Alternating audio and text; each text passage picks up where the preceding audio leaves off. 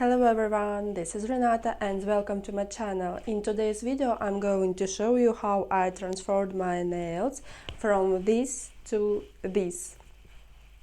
Now, if you are watching me for the first time and you are new here, welcome to my channel. Here I create all things beauty nail art related because I am beauty junkie.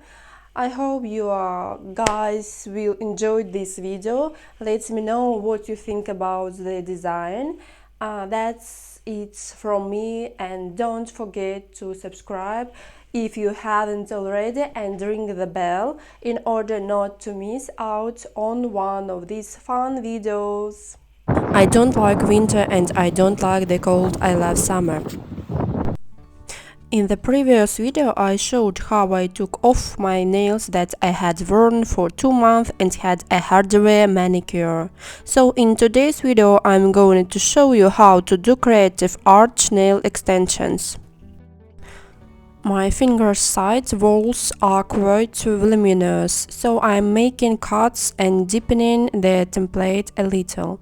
I decide on the length, which for example on this template and on this particular finger corresponds to the number 5. The numbers may vary from finger to finger depending on the length of the nail bed and the depth of the trimmed forms.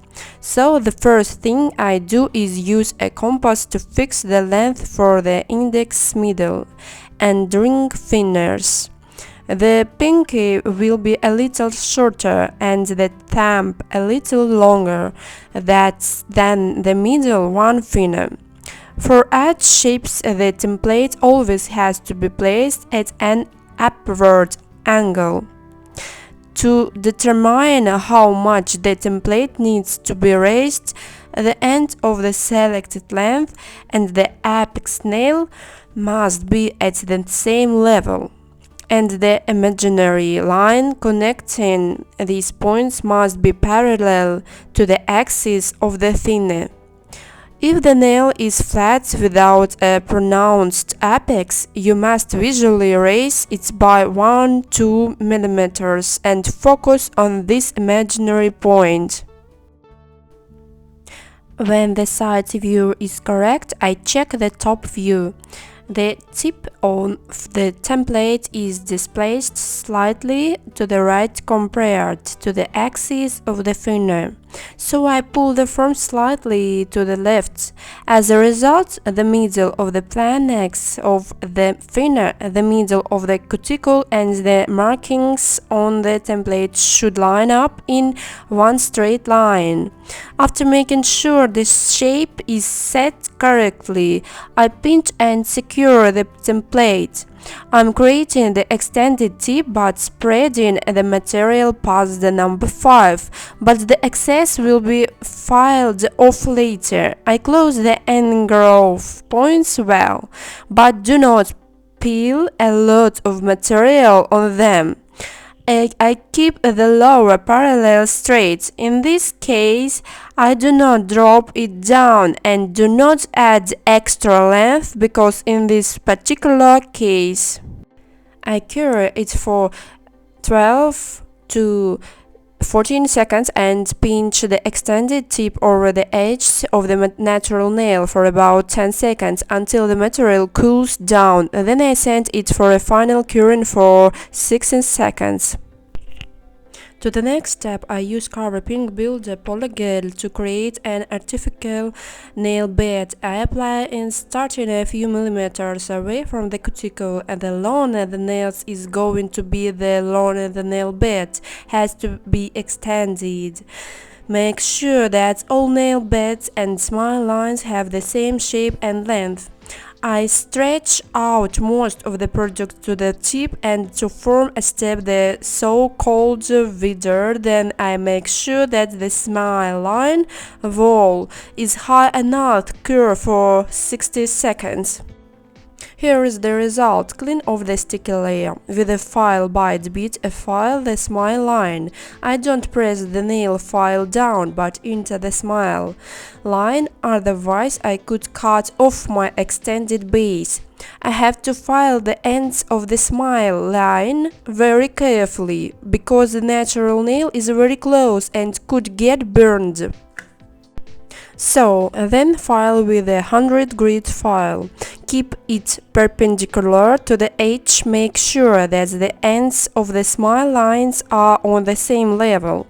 To get a clear smile line, I lightly file the top of the nail bed. I hold the file flat and don't file at an angle so that there is a straight line from the apex. I'm finally at the most interesting part, design creation. First, I apply a yellow shade on one half of the nail and blue on the second half. Now I make a zigzag move so that the colors could mix one into another.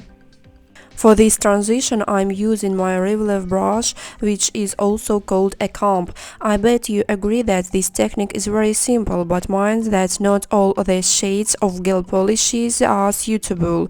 I really like the results. And now I start by coloring the smile line with a dark blue gel.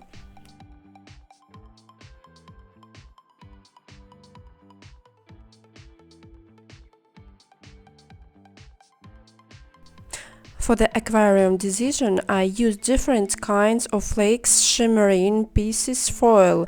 I'm applying the thin coat of transparent gel on the nail. First I put shiny treasures. Curl for 30 seconds. I will cover my aquarium with a clear sculpting gel with a light blue and then with a light yellow clear gel at the nail edge. If I'm not able to do it in one layer, I will put a second layer to try to fill all the gaps. I'm making sure that a straight line is kept from the apex to the tip. Cure for 60 seconds. Next, I'm going to remove the sticky layer. I'm going to file off the length by using an F file.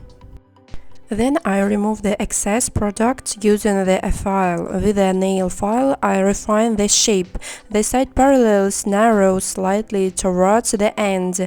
The upper parallel is thickly parallel to the axis of the thinner.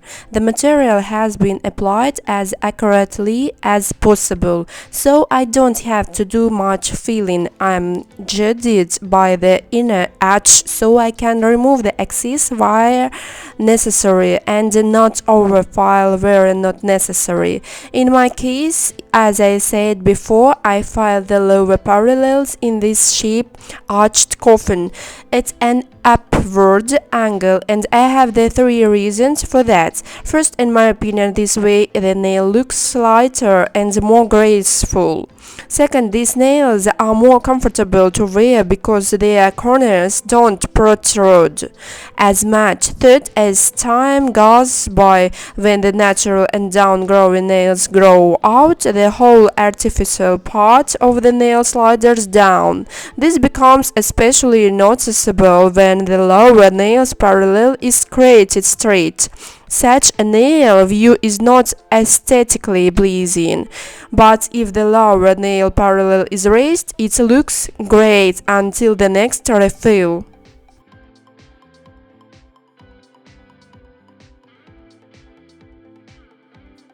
Checking the thickness, it has to be as thick as a credit card. File down the lower parallels while should be parallel to the upper. Looking at it from the side, the end angle has to be the same as the smile line angle. Here is the Aquarium French decision I got. In my opinion, it's suitable for any.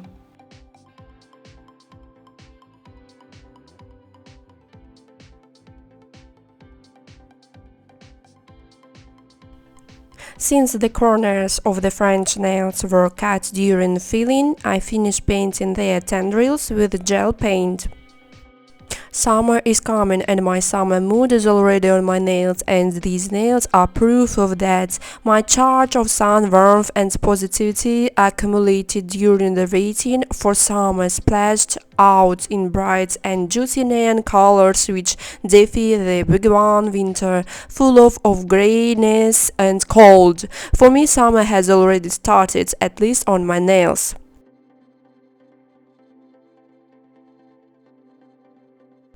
Finally, I cover everything with a top gel.